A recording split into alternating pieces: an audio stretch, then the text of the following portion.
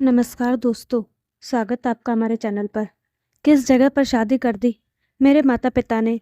ऐसा निकम्मा पति मिला है जो एक ढंग का तोहफा भी नहीं दे सकता। आज जन्मदिन है मेरा और तोहफे में उठाकर क्या लाया है ये, फूलों का गुलदस्ता और ये 1000 रुपये की साड़ी। शादी के इन 16 सालों में कोई साल तो ऐसा गया हो जिसमें कोई गहना लाकर दिया हो। इससे तो मेरी सहेली मीरा ही ज़्यादा अच्छी है। उसका पति हर बर्थडे पर कुछ न कुछ गहना उसे तोहफे में देता है, फिर वो पहनकर इतराती हुई सबको दिखाती फिरती है। यहाँ तो पति दूसरों को दिखाने सारे रास्ते ही बंद कर देता है। क्या दिखाओ, ये साड़ी और गुलदस्ता।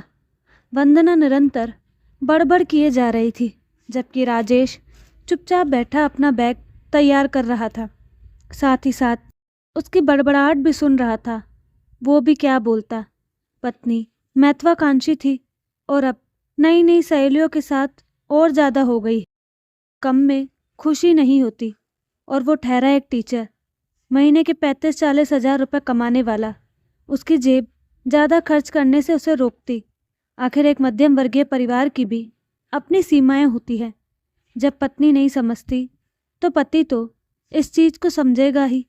राजेश की कोई इतनी तनख्वाह भी नहीं थी कि पूरे परिवार का खर्चा निकालने के बाद इतना पैसा निकाल पाए। दोनों बच्चों की पढ़ाई थी, अम्मा की दवाइयाँ थी, घर के खर्चे, रिश्तेदारी भी देखना होती थी।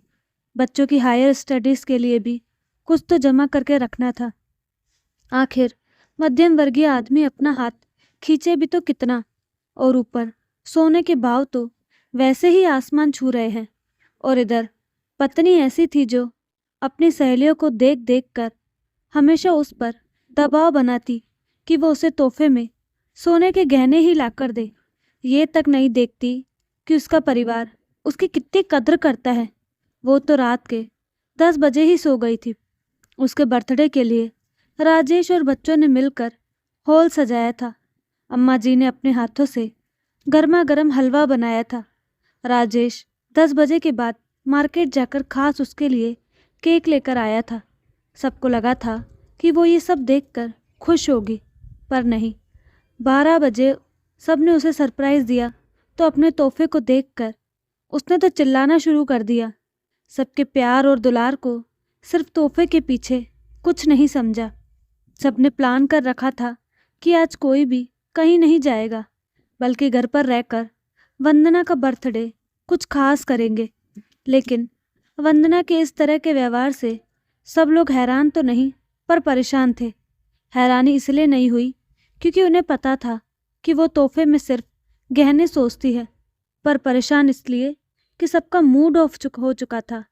वो कभी घर वालों की भावनाएं नहीं देखती, इसलिए सुबह होते ही बच्चे मनन और वाणी चुपचाप अपने स्कूल चले गए और अब राजेश भी स्कूल जाने की तैयारी कर रहा था। अम्मा जी भी नाश्ते में मसालेदार खिचड़ी बनाकर अपने कमरे में माला फेर रही थी। जानती थी कि आज वंदना कुछ नहीं करेगी क्योंकि वो अभी भी बड़बड़ा रही थी। राजेश अम्मा जी के कमरे में गया और बोला, अम्मा मैं स्कूल जा रहा हूँ, तुम कुछ खाकर दवाई ले लेना। अम्मा जी ने एक नज़र राजेश की तरफ देखा। उसकी आंखें लाल हो रखी थी। साफ लग रहा था कि अपनी पत्नी के इस व्यवहार से वो शायद रो भी चुका है। अम्मा जी ने उसे शांत रहने के लिए इशारा किया और उसे अपने पास बुलाया। राजेश जाकर अम्मा के पास बैठ गया। अम्मा ने उसके सिर पर हाथ रखते हुए कहा, तूने कुछ खाया? अम्मा की बात सुनते ही राजेश की आंखों में आंसू आ गए। भूख नहीं है अम्मा, सब ठीक हो जाएगा, बस तू शांत रह और अपने आप को मजबूत कर। मैंने मसालेदार खिचड़ी बनाई है, बच्चों के टिफ़िन में भी वही रख दी है, तू भी वही खा ले। रुक, मैं लेकर आई। अम्मा की बात सुनकर राजेश कुछ कह नहीं पाया। अम्मा उठकर जाने लगी तो राजेश ने रोक दिया। अम्मा मुझे सचमुच भूख नहीं है, आप बैठो, बस मैं भी निकलता हूँ। टाइम से पहुँचूँगा तो सही रहेगा। आप नाश्ता कर लेना, देर हो रही है। रुक, मैं तेरा टिफ़िन पैक करके देती हूँ, वहाँ खा लेना। राजेश ने रोकने की कोशिश की पर अम्मा मानी ही नहीं। रसोई में गई और खिचड़ी टिफिन में पैक कर दी और लाकर राजेश को दे दिया। याद से खा ही लेना, भूखा मत रहना और ज़्यादा सोच मत, है ना?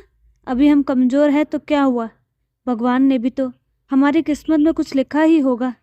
अम्मा उसके सिर पर हाथ फेरते हुए बोली। अम्मा को देखकर राजेश मुस्कुराते हुए वहाँ से रवाना होने लगा। तभी अंदर से वापस वंदना का बड़बड़ाना शुरू हो गया। लो, चल दिए सब लोग अपने अपने काम पर, किसी को भी मेरी परवाह नहीं। मैं यहाँ नौकर लग रही हूँ सबकी, जो अपने जन्मदिन के दिन भी मुझे आराम नहीं है। पर मैं भी नहीं करने वाली काम, जा रही हूँ अपने मायके। पता नहीं ऐसे लोग जो अपनी बीवी के शौक पूरे नहीं कर पाते तो शादी करते ही क्यों हैं। अचानक ये शब्द राजेश के कान में पड़े तो दोबारा उसका मूड खराब हो गया। अम्मा, तुम कहो तो तुम्हें मौसी के घर छोड़ दूँ। हम लोग तो चलो अपनी अपनी जगह चले जाएंगे, लेकिन तुम्हें दिन भर इसको झेलना पड़ेगा। कोई बात नहीं बेटा, तू चिंता मत कर, तू बस शांत मन से अपने काम पर जा। वैसे भी ये तो अपने मायके जा रही है तो शांति रहनी ही है, फिर बच्चे भी तो घर पर आएंगे, वो कहाँ जाएंगे। अम्मा ने कहा और राजेश को वहाँ से ऑफिस स्कूल के लिए रवाना कर दिया और अपने कमरे में आ गई। अभी राजेश को गए कुछ देर ही बीती थी कि वंदना भी वहाँ से रवाना हो गई। वंदना के जाते ही अचानक अम्मा जी का मोबाइल बज उठा। किसी अजनबी का फ़ोन था। उसने कहा कि राजेश का एक्सीडेंट हो गया। अम्मा रोती हुई वंदना को फ़ोन लगाने लगी। वंदना ने फ़ोन तो उठाया, लेकिन अम्मा जी की बात सुने बगैर ही बोलना शुरू कर दिया। अम्मा जी, आप चाहे कुछ भी कहे, मैं नहीं रुकने वाली। मैं अपने मायके जा रही हूँ। कम से कम आप लोगों से अच्छा जन्मदिन तो मेरे माता पिता ही सेलिब्रेट कर देते हैं। बहू, वह इसके आगे अम्मा जी बोल ही नहीं पाई क्योंकि वंदना ने फ़ोन काट दिया। अम्मा जी बार बार फ़ोन ट्राई कर रही, लेकिन वंदना ने फ़ोन ही नहीं उठाया। आखिर थक हार कर अम्मा जी पड़ोस में रहने वाली सुधा जी के घर पहुंची और वहां जाकर उस फ़ोन कॉल के बारे में बताया। अरे भाभी जी, कौन से अस्पताल में एडमिट कराया है? उसने ये नहीं बताया। मैंने तो पूछा ही नहीं। मेरे तो एक्सीडेंट का नाम सुनकर ही हाथ पैर फूल गए थे। अम्मा ने रोते हुए कहा, लाइए आपका फ़ोन दीजिए, मैं ज़रा फ़ोन करके पूछती हूँ उस नंबर पर। सुधा जी ने फ़ोन करके बात की और सारी इन्फॉर्मेशन इकट्ठा करके अम्मा जी को लेकर अस्पताल पहुंची। साथ ही अपनी बहू को राजेश के घर की चाबी दे दी ताकि जब दोनों बच्चे आ जाए तो उन्हें घर की चाबी दे दे।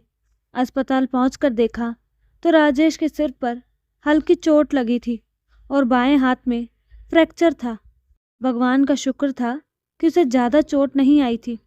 हॉस्पिटल जाकर भी अम्मा ने दोबारा वंदना को फ़ोन लगाया, लेकिन उसने फ़ोन नहीं उठाया तो अम्मा ने भी थक हार कर फ़ोन लगाना बंद कर दिया। इधर बच्चे जब घर पहुँचे तो उन्हें पता चला कि राजेश का एक्सीडेंट हो गया है, इसीलिए अम्मा हॉस्पिटल गई है। तो 7 साल का मनन रोने लगा, यहाँ तक कि 15 साल की वाणी भी घबरा गई। तब सुधा जी की बहू ने अम्मा से वाणी की बात करवाई। अम्मा ने वाणी को समझाया कि ज़्यादा परेशान होने की ज़रूरत नहीं, पापा को हल्की फुल्की चोट लगी है, शाम तक छुट्टी मिल जाएगी। तब जाकर वाणी को तसल्ली हुई और वो मनन को चुप कराते हुए घर ले आई और घर लाकर उसे कुछ खिलाकर सुला दिया। शाम को राजेश और अम्मा जी के आने से पहले वंदना घर पहुंच गई, लेकिन बच्चों ने उससे कोई बात नहीं की। लेकिन अम्मा जी को घर में ना देखकर वंदना ने पूछा, तुम्हारी दादी कहाँ गई है और तुम दोनों अकेले घर पर क्यों हो? मैं तो कह तो गई थी मैं अपने मायके जा रही हूँ, फिर भी ना जाने कितनी बार फ़ोन लगा दिया और अब तुमको अकेला छोड़कर चली गई। उनकी बात सुनकर वाणी को बहुत गुस्सा आया। वो अपने कमरे में गई और अपने कमरे में से अपना और मनन का दोनों का गुल्लक उठाकर ले आई और उसके सामने रखते हुए बोली, मम्मी, आपको गहने चाहिए ना? ये 2 गुल्लक है, इन्हें फोड़ लो और जो भी पैसा निकले उससे अपने लिए गहना खरीद लेना। जानती हूँ मैं कि इसमें पैसा कम है, लेकिन वादा करती हूँ कि जब बड़े होकर कमाने लग जाऊंगी ना, तो आपको गहने दिलवा दूंगी, पर कम से कम भगवान के लिए घर में शांति रहने दो। यूं हर समय पापा के पीछे मत पड़ी रहा करो। आज पहली बार वंदना ने वानी को चिल्लाते देखा था, और वह भी अपने पापा के पक्ष में। ये देखकर वंदना और ज़्यादा तिलमिला गई। ओह, तो अब ये सिखाया जा रहा है तुम्हें मेरे खिलाफ। अरे, एक औरत अपने पति से अपनी ज़रूरत के लिए नहीं बोलेगी तो किससे बोलेगी? तुम भी 15 साल की हो गई हो, क्या तुम्हें समझ नहीं है? अपनी माँ से बोलने की तमीज़ नहीं है तुम्हें? तमीज़ की बात तो आप कीजिए ही मत मम्मी। हमने पूरी रात आपके लिए इतनी मेहनत की, लेकिन आपको वो सब नहीं दिखा। आपको दिखा तो सिर्फ कि तोहफे में सोने के गहने नहीं थे। आपकी सहेलियाँ क्या करती है हमें उससे कोई लेना देना नहीं, लेकिन आप क्या करती हो इससे हम सबको फ़र्क पड़ता है। आज पापा कितनी टेंशन में घर से निकले थे, रास्ते में उनका एक्सीडेंट हो गया और आपको अभी भी अपने तोहफे की पड़ी है। एक्सीडेंट? कैसे हो गया एक्सीडेंट? मुझे बताया क्यों नहीं? अम्मा आपको बार बार फ़ोन लगा रही थी ना, आपने एक बार फ़ोन उठाकर पूछना भी ठीक नहीं समझा कि वो फ़ोन क्यों लगा रही थी। आपको ठीक लगेगा भी क्यों? आपको तो गहने चाहिए, पति से आपको क्या लेना देना? अपनी बेटी की बात सुनकर वंदना शॉक्ड रह गई। तब तक अम्मा और सुधा जी राजेश को साथ लेकर वापस घर लौट आए। राजेश को देखते ही वंदना उसके पास दौड़ती हुई गई और बोली, आप ठीक तो है ना? ज़्यादा चोट तो नहीं आई? लेकिन उसे देखकर राजेश ने कुछ नहीं कहा, बस अम्मा से ही बोला, अम्मा मैं आराम करना चाहता हूँ, कहकर वो अपने कमरे में चला गया। सुधा जी भी अपने घर रवाना हो गई, पर अम्मा वंदना से बोली, बहू तुझे पता ही नहीं गहने चाहिए ना? ये मकान बेचकर तुझे तेरे गहने दिलवा दूंगी। हम किराए के घर में रह लेंगे, पर मेरे बेटे को चैन से रहने दे। आज वो रोकर गया है घर से, सिर्फ तेरी जिद के कारण। एक बार उसके बगैर अपनी ज़िंदगी सोच कर देख। क्या तुम अकेली घर की जिम्मेदारी उठा लोगी?